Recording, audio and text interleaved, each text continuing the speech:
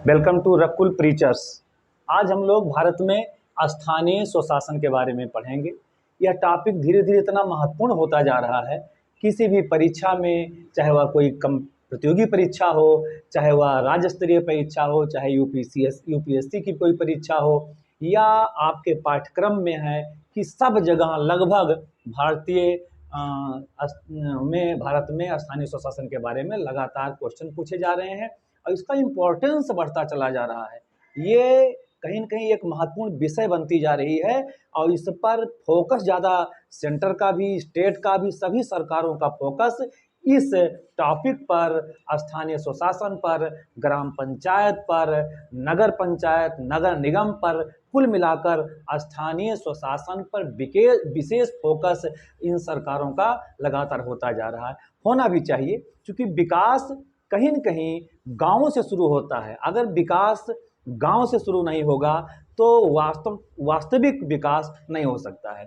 और इस समय हम लोग देख रहे हैं कि धीरे धीरे जो सरकारों की व्यवस्था है, वह ग्राम पंचायत को सशक्त करने की व्यवस्था, कैसे ग्राम पंचायत को सशक्त किया जाए कि वो अपने गांव के विकास से संबंधित योजना बनाएं और उसको क्रियान्वित करें। क्योंकि कोई भी विकास अगर ग्राम स्तर से होता है तो एक्चुअली विकास कहलाएगा, एक्चुअली विकास वहाँ पर होगा। तो इसी संदर्भ में इस टॉपिक को हम लोगों ने चुना है और लगातार ये वीडियो आपको हम देते रहेंगे। और इस वीडियो के बाद हम समझते हैं कि आपको स्थानीय स्वशासन के विषय में अन्य जगहों से पढ़ने की आवश्यकता नहीं पड़ेगी। इसमें हम छोटी और बड़ी सभी बातों को शामिल करेंगे।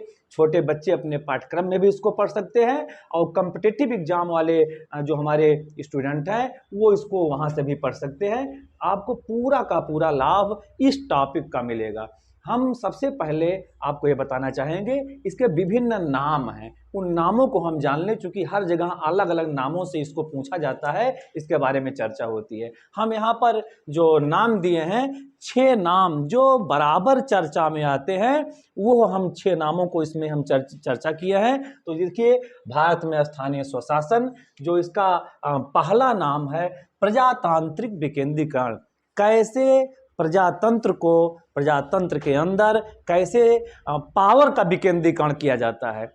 केंद्र सरकार, राज्य सरकार और उसके बाद हम स्थानीय सरकार की कल्पना करते हैं, जिसमें हम ग्राम पंचायत को जोड़ते हैं और ग्राम पंचायत को पावर देते हैं। क्योंकि रियल पावर जब आम जनता के हाथों में जाता है, वहीं से विकास शुरू होता है। तो इसका एक नाम है प्रजातांत्रिक विकेंद्रीकरण। विकेंद्रीकरण मतलब होता है पावर को बांटना, लोगों में डालना, जिससे उस पावर का वो लोग प्रयोग कर सकें। इसका दूसरा नाम इसी से जुड़ा हुआ उसका पर्यायवाची ही है लोकतांत्रिक विकेंद्रीकरण। उसका भी सीधे अर्थ वही होता है, चाहे प्रजातांत्रिक विकेंद्रीकरण कहा जाए, चाहे लोकतांत्रिक विकेंद्रीकरण कहा जाए, दोनों लगभग नाम सेम है। पर चूंकि बार बार अलग अलग नामों से पूछा जाता है, इसलिए हमने यहाँ इसमें डालने का प्रयास किया है। अगला है डायरेक्ट डेमोक्रेसी। डायरेक्ट डेमोक्रेसी का अर्थ होता है कि आम जनता को डायरेक्ट पावर दिया जाए, जिससे वो अपने विकास से संबंधित काम स्वयं कर सकें। गांव में आपने देखा होगा, ग्राम पंचायत में आपने देखा होगा, ग्राम पंचायत और उनके प्रतिनिधि ग्राम पंचायत के उसमें सदस्य होते हैं और ग्राम सभा के लोग होते हैं। मीटिंग करके अपने गांव के विकास के बारे में वो योजनाएं बनाते हैं और उस योजनाओं को क्रियान्वित करने का प्रयास करते हैं। तो इसी को शासन के द्वारा धन उनको दिया जाता है, उस धन का सदुपयोग करें। इसीलिए डायरेक्ट पावर, डायरेक्ट डेमोक्रेसी की कल्पना की गई है कि हम ऐसे प्रजातंत्र का, ऐसे लोकतंत्र का हम लोग कल्पना करें जहां पर वो स्वयं काम करें, उनको केवल बताने की आवश्यकता ना हो, वो अपने कार्यों को, अपने विकास के कार्यों को वो स्वयं कर सकें। इसलिए इसको डायरेक्ट डेमोक्रेसी नाम दिया गया है। एक grass root of democracy. Grass root का मतलब जमीनी स्तर से, वास्तव में रियल में ग्राम पंचायत को जो पावर दिया गया है वो इसीलिए दिया गया है कि वो बेसिक स्ट्रक्चर, जो गांव के सामान्य कार्य होते हैं जिससे देश का विकास होता है, उसको करने में वो सक्षम होंगे। इसलिए उसको ग्रास रूट डेमोक्रेसी कहा गया है। Third tier of democracy. Third tier of democracy, इसका मतलब होता है त्रिस्तरीय शासन को कार्यों के रूप में 3 भागों में बांटा गया है, 3 प्रकार से बांटा गया है। सेंटर, केंद्र सरकार, राज्य सरकार और सबसे नीचे स्थानीय स्वशासन। इसको हम ये ग्रास रूट या इसको हम ग्राम पंचायत, टियर ऑफ डेमोक्रेसी, त्रिस्तरीय व्यवस्था। हम लोग देखते हैं कि जो इसका कॉन्सेप्ट है कि गांव स्तर को स्थानीय स्वशासन के माध्यम से विकसित किया जाए, अर्थात जो शासन में कार्य करने, सरकार को कार्य करने की जो व्यवस्था दी गई है वो केंद्र सरकार, राज्य सरकार, उसके बाद स्थानीय या ग्राम पंचायत को। ग्राम पंचायत त्रिस्तरीय, इसी को बोला गया है थर्ड टियर ऑफ डेमोक्रेसी, मतलब त्रिस्तरीय, सबसे निचले स्तर पर यह कार्य करने वाली व्यवस्था। तो सामान्य रूप से ग्राम पंचायत या स्थानीय स्वशासन के रूप में उसको हम जानते हैं। तो एक नाम इसका थर्ड टायर ऑफ डेमोक्रेसी भी रखा गया है। अगला है डेमोक्रेटिक डिसेंट्रलाइजेशन।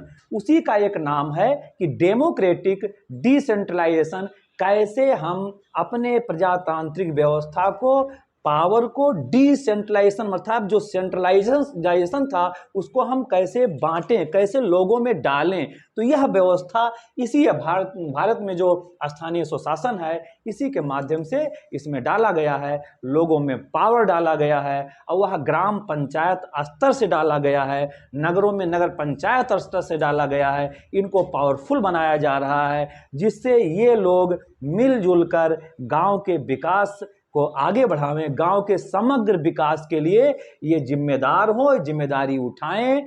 सेंटर और राज्य सरकार, केंद्र सरकार दोनों धन मुहैया करावें, उस धन का विकास कार्यों में सही ढंग से उपयोग हो। इसीलिए इस व्यवस्था को लाया गया है। यह व्यवस्था भारत में हम समझते हैं कि सबसे पहले इसको हमारे यहाँ जब अंग्रेजों का शासनकाल चल रहा था तो 1882 में लॉर्ड रिपिन